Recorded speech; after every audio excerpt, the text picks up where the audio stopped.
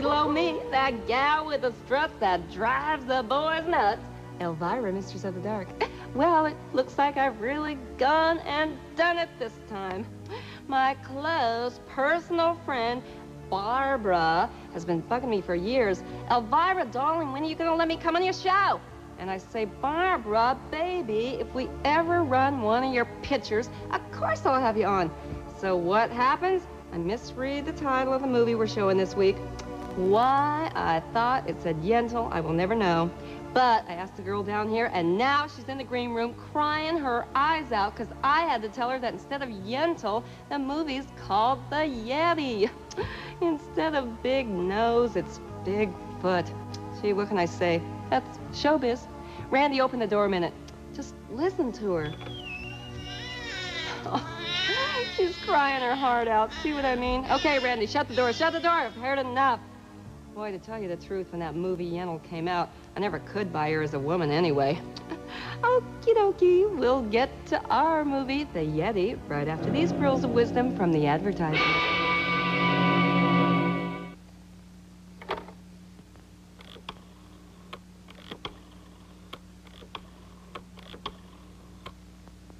Hello?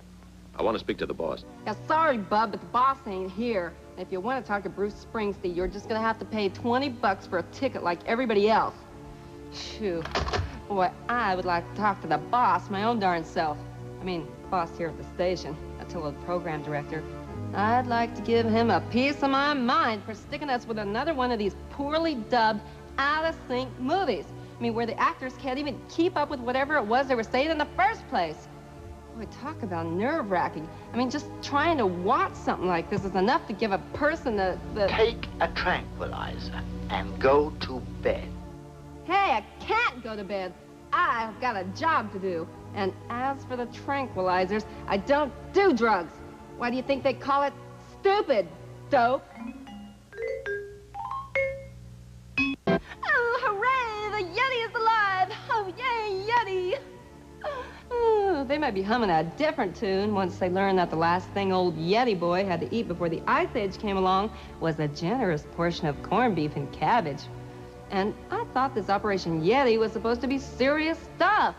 Then you tell me, why'd they take along a video game with them on the helicopter? Boy, that is one heck of a time to be playing Donkey Kong. And I've never been that fond of helicopters in the first place, but I'd certainly never go up in one with a pilot that looked like this guy. I mean, he looks like some kind of wino or something. He doesn't need a helicopter to get high. Just give him a bottle of cheap Ripple. Well, like the man said, you ain't seen nothing yeti. Our feature continues after this time out for the advertiser. Yeah, Herbie, just puff your cheeks out and pretend to eat it. And don't think of it as raw fish. Just keep telling yourself it's sushi. You know, they say that fish is supposed to be brain food, right? Well, if they had any brains, they'd pan-fry that fish instead of eating it raw. And boy, did that Yeti ever wake up on the wrong side of the iceberg. Guess you really can't blame him for being a little ticked off. I mean, waking up after 1,000,000 years and finding yourself dangling 900 feet up in the air, chained up inside a phone booth. Boy, I'll tell you something. Seeing him inside that telephone booth kind of reminded me of a giant economy-sized breather. Only difference is, he ain't quite as ugly as Breather. Well, we'll be right back after this. Come on, Yeti, follow. Walk this way. Somebody better give that hairball on stilts a flea bath. I mean, forget the Bactine. Next time, bring along the underarm deodorant. And I just love that nutty professor with his Androcles and the lion story. Guess that's one that Yeti never heard before. Professor goes, oops. And for Jane's sake, I hope he's never heard the one before that goes, not tonight, honey. I've got a headache. Okie doke. Me, Elvira. Yeti, ugly. Movie stink. Commercial go. You follow? Hey, good for Cliff. Looks like he's coming up in the world. Why, just a little while ago, Jane was telling him to go and lick his boss's boots. Now, by golly, he is the boss. Boy, it'll be a little difficult for him to lick his own boots, especially if he leaves them on. And if he's smart, he will leave them on, because I ain't so sure that Yeti's been housebroken. And What do you think Cliff's up to anyway? A little industrial sabotage, perhaps? Gee, I hope they don't go and try to give this movie a plot. I mean, it's just been getting along fine without one up till now. If they start messing with it, they're gonna ruin a perfectly bad movie. Now that is what you call giving a little gal a big hand. And I guess you might say that Jane really fell for that Yeti. How does the old saying go? Big hands, big feet? Yeah. Yeah, that's how it goes if you're doing a family show like Movie Macabre. And didn't you just know that Yeti boy had to go on another rampage? I mean, you could have made book on it, especially when they started in with them flashbulbs again. Boy, you would think they would catch on. I mean, if I remember right, King Kong never was too fond of flashbulbs either. Come to think of it, watching this movie is sort of like watching King Kong in reverse.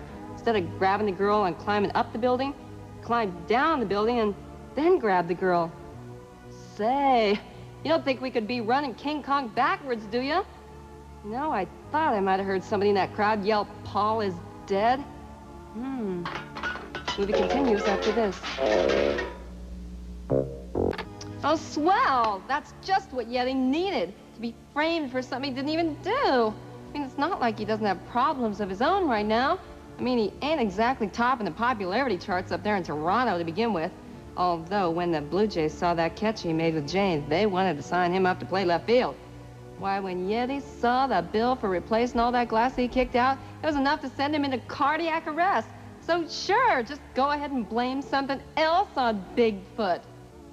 Oh, you can call me Satchwatch, or you can call me Yeti. You can call me Satch, or you can call me Yetsatch. You can call me SW, and you can even call me Abominable, but you doesn't have to call me Bigfoot. Jeez, even when that guy cries, he's out of sync. I mean, who ever heard of being out of cry sync? It's like someone dared him to keep a straight face, and he lost. Boy, that was a pretty rotten thing what them goons did to that lovable Professor Waterman. And they got just what they had coming, thanks to old Yeti baby. Boy, that was toe jamming Yeti style.